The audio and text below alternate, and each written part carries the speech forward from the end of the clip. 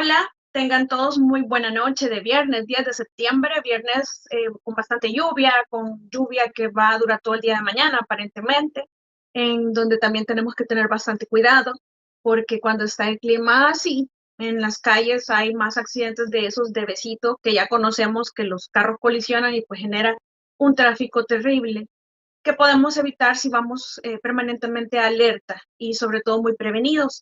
Definitivamente creo que todos conocemos el dato estadístico que la mayor parte de accidentes de tránsito en este país, por lo menos, y yo creería que muchos, se da debido a las distracciones con el teléfono celular.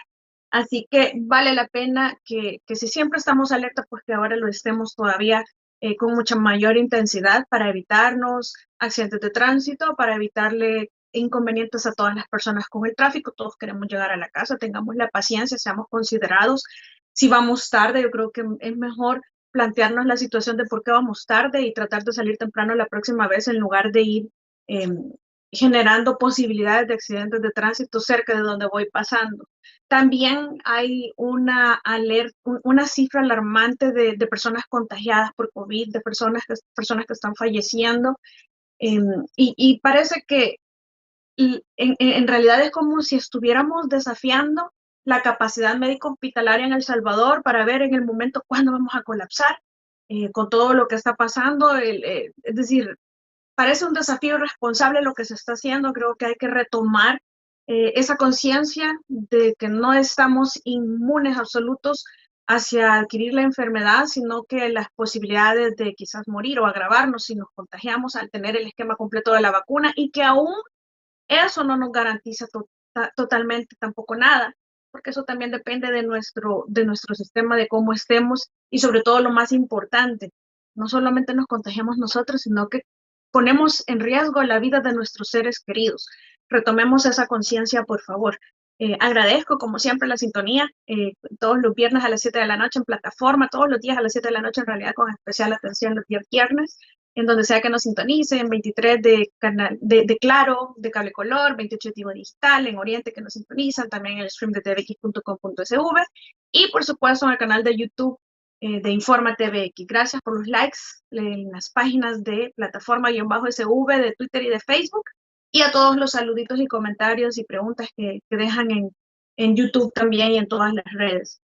Vamos a comentar tres temas, la implementación del Bitcoin, tampoco hay mucho porque en realidad no ha terminado de arrancar el asunto, las detenciones de Azocambio y la sentencia de la sala sobre la reelección.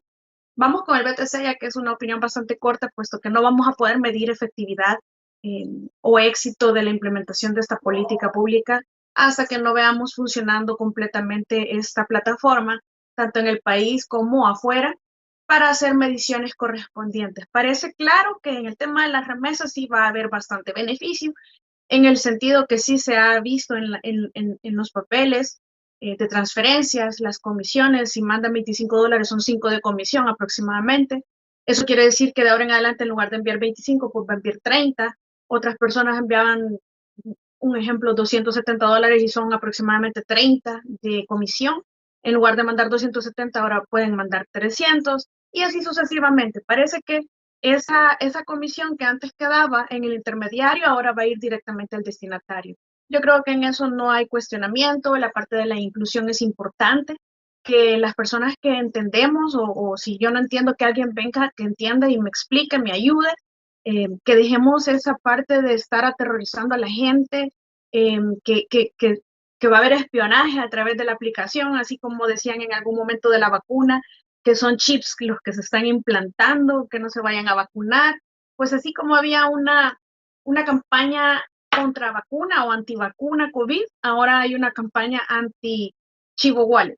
Eso al final ya veremos si la historia y nuestros datos le van a dar la razón al gobierno o se la va a quitar. De esto depende, creería yo, incluso el resultado de una posible reelección. Es algo muy importante para todos. Ojalá y no creamos todo, ni que todo es genial y fabuloso, pero tampoco que hay espionaje a través de la aplicación. Yo creo que son como extremos en donde ojalá y como ciudadanos aprendamos que no es blanco o negro, que hay una escala de grises en el medio en donde es válido que estemos situados y no se nos critique o descalifique por esa situación. Porque ahora todo está tan polarizado que o estás a favor o estás en contra, y si estás a favor sos de los buenos y si estás en contra sos de los malos, o a la inversa, si estás a favor sos de los malos. Es decir, no, hay una escala de grises en el medio y todos tenemos el derecho de colocarnos en donde mejor consideremos conforme nuestra formación, nuestra creencia, nuestros principios, nuestros valores y convicciones. Y no tenemos por qué desacreditar y muchísimo menos insultar a otros que no estén colocados de una forma extrema en uno u otro lado, sobre todo porque es nuestro derecho. Entonces, hay un equilibrio al que debemos aspirar siempre de encontrar en absolutamente todo en la vida. No es bueno ni todo ni nada, sino que siempre hay que buscar una posición lo más equilibrada posible. Es bien difícil, pero parece que se puede. Sobre todo la tolerancia va a ayudar bastante a que fomentemos ese entendimiento que no es negro o blanco, que hay una variedad de grises en el medio. Entonces, en el BTC, pues esperemos, el tiempo va a dar la razón o la va a quitar en la implementación de esta política. Sobre las detenciones de Azocambio, de los exfuncionarios de un partido político del FMLN, esto, cuando nosotros vimos en su momento, todos nos cuestionamos ahora con lo que ha salido de las otras ONG que se están investigando en la Comisión Especial de la Asamblea, pues nos hemos dado cuenta que las asociaciones en El Salvador podrían haber sido utilizadas para desviar fondos públicos y para enriquecerse personalmente. Eso es por lo menos lo que se dice que se está investigando. Entonces, recuerdo cuando allá a mediados del 2019 o en la segunda mitad del 2019 se desveló que a finales del 2018 se había creado esta asociación descentralizando funciones gubernamentales eminentemente que correspondían al ministerio, pero que fueron, digamos, depositadas en esta asociación y efectuadas por los mismos funcionarios que debieron haber realizado esas funciones desde el ministerio o desde centros penales, pero que trasladaron todas esas funciones a la asociación, de modo que en algún momento incluso centros penales tenía que pedir el apoyo de la asociación para realizar algunas de las funciones que debían realizar por ley. Entonces, ¿qué es lo que sucedió? O por lo menos lo que se dijo, que se habían comprado vehículos a nombre de Azocambio con el dinero de los internos. Este es un dinero privado. En realidad, la Corte de Cuentas se pronunció en su momento que por ser una asociación privada no podía entrar a conocer de fondos, por no ser fondos públicos. En ese sentido, pues no hay una auditoría, correspondería en todo caso al ministerio verificar la correcta ejecución. Sin embargo, estamos viendo que los mismos funcionarios que debían ser los que ejecutaban estas funciones o realizaban estas funciones dentro del ministerio y centros penales estaban realizándolas, pero desde una asociación privada. Entonces, hay un tremendo conflicto y que eso es lo que hace dudar sobre la utilización correcta de estos recursos, porque se hacían contrataciones con el dinero. No se sabía en realidad, o no se sabía en ese momento si los fondos estaban siendo utilizados para beneficios de todos los internos. De hecho, se cuestionaba que algunas personas, habían entre 300 y 350 empleados que estaban cobrando el salario. Entonces se servía en realidad esta asociación para emplear gente o servía para suplir necesidades de los internos, porque en todo caso podría haber una defraudación del dinero de los internos, que al final desconozco si hay personas que se hayan mostrado directamente ofendidas, que tendrían que ser las personas que depositaban dinero para los familiares que depositaban dinero para los internos familiares de ellos, desde el periodo del nacimiento de esta asociación hasta que entra en funciones el nuevo gobierno y suspende el funcionamiento de esta ONG, porque claramente sí estaban utilizando también vehículos nacionales, es decir, compraron vehículos y a la vez utilizaban vehículos nacionales.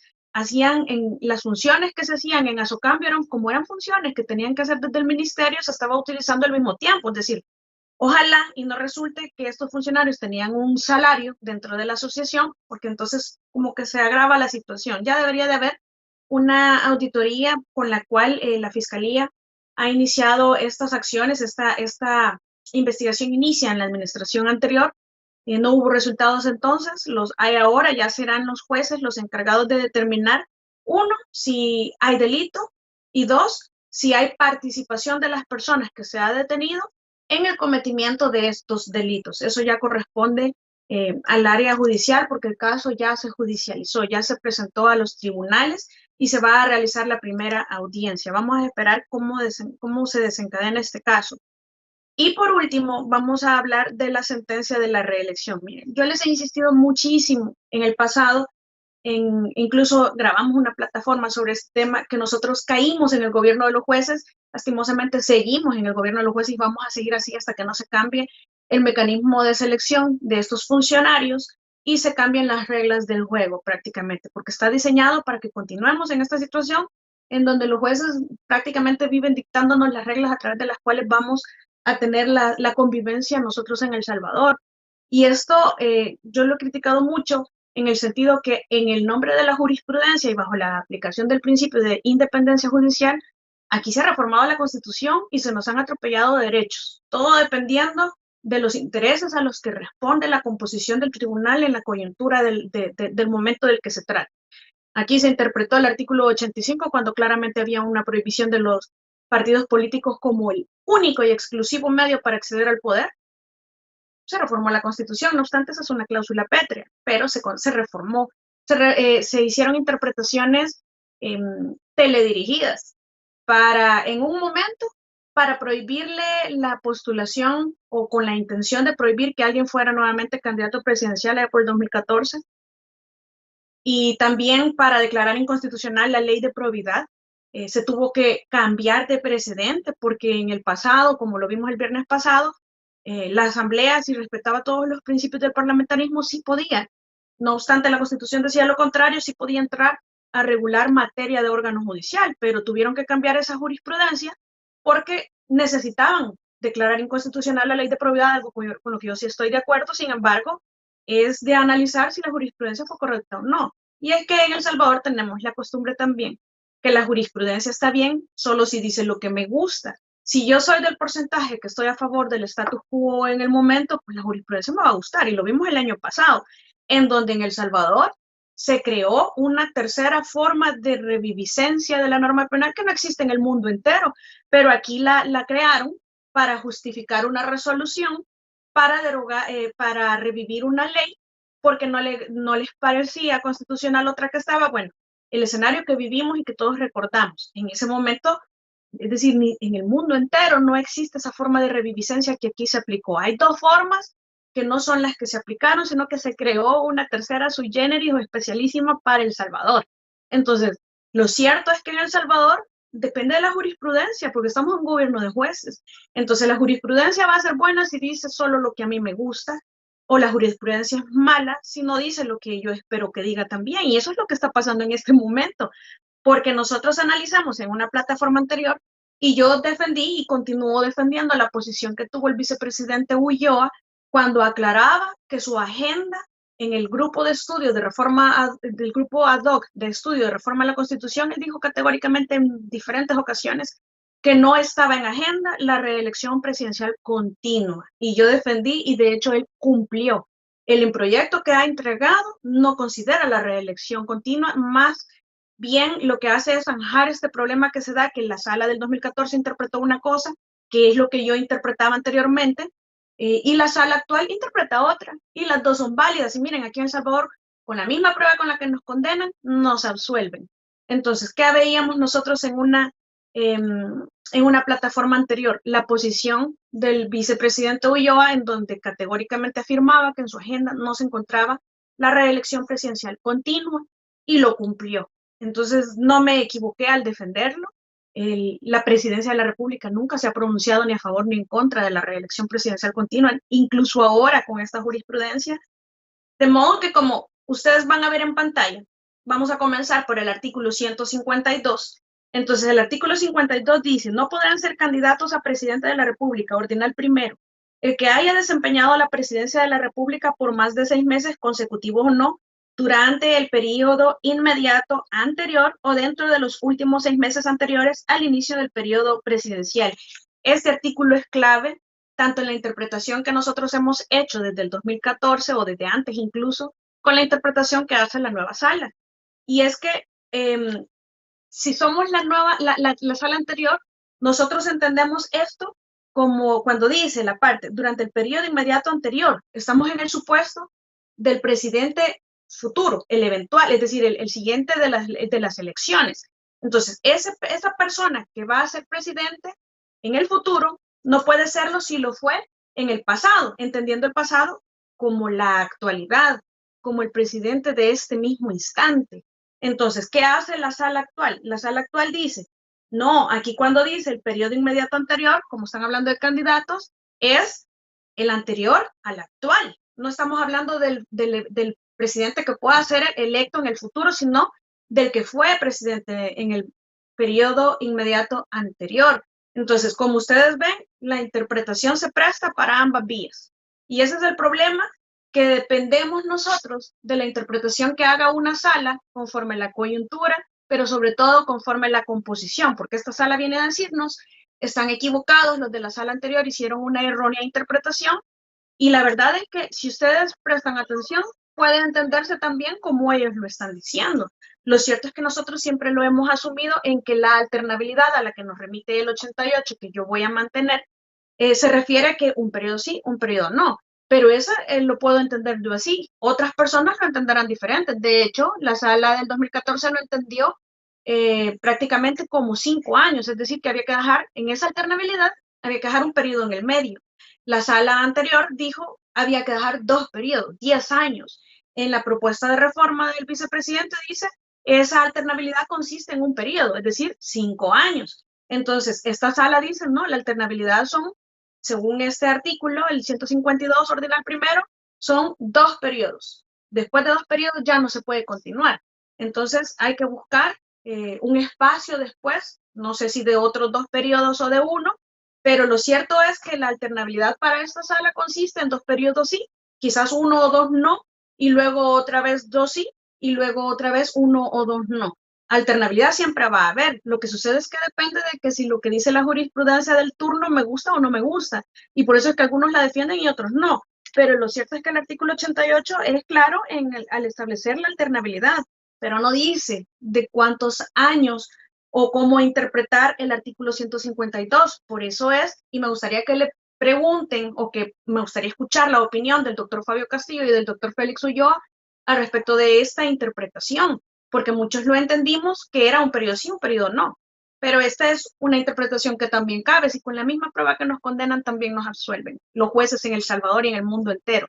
Lo mismo sucede con la jurisprudencia, por eso yo sostengo que hemos caído en el gobierno de los jueces. Y de ahí pues seguimos leyendo todas las disposiciones. Ya vimos el 151 ordinal, 152 ordinal primero, el 88, que es lo mismo, claramente, si nosotros lo vemos desde la perspectiva de las salas anteriores, hay claramente una prohibición, definitivamente una prohibición de la reelección presidencial continua. Si lo vemos desde la perspectiva de la sala actual, no hay una prohibición, porque la alternabilidad consiste en los 2 años que el 152.1 sí faculta.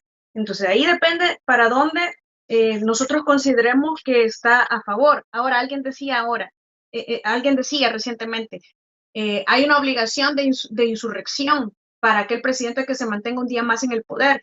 Y es que ese presidente se refiere si no fue a las elecciones.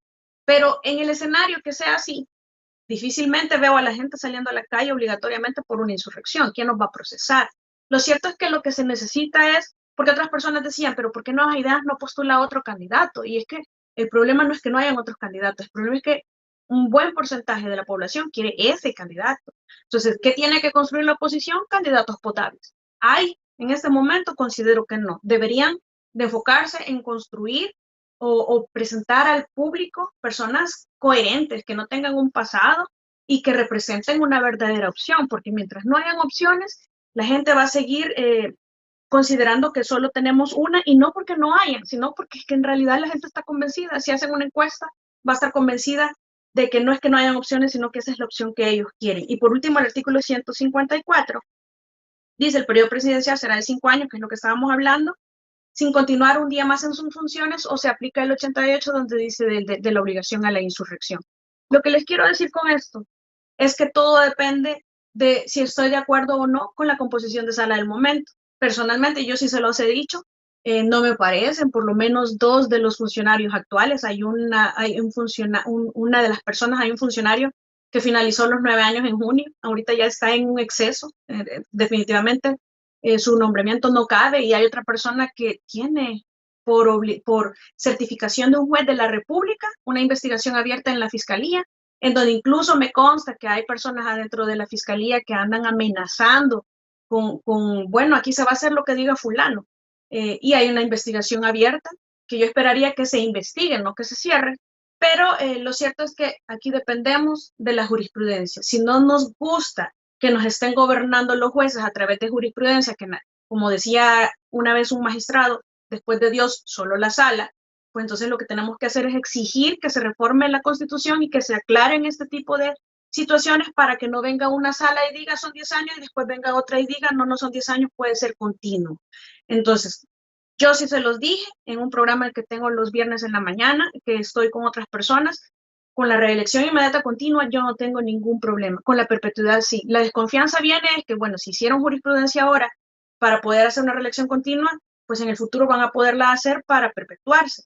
Pero ahora la jurisprudencia dice eso no es posible. Entonces, el problema es que seguimos dependiendo de la jurisprudencia.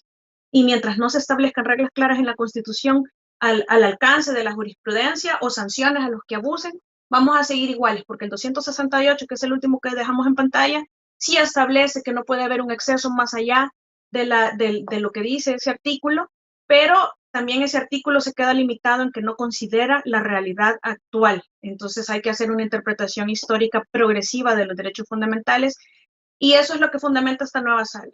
Usted puede decidir si está de acuerdo o no. Ya vimos en las encuestas cuáles son los resultados, pero está en cada uno. Ya vimos también que el artículo 151 ordinal 2 se presta para ambas interpretaciones. Aquí es la que más le guste. Lastimosamente, estas son las reglas que nos han dejado en nuestra Constitución. Toca respetarlas. Un saludo y si Dios lo permite, nos escuchamos el próximo viernes. Hasta luego.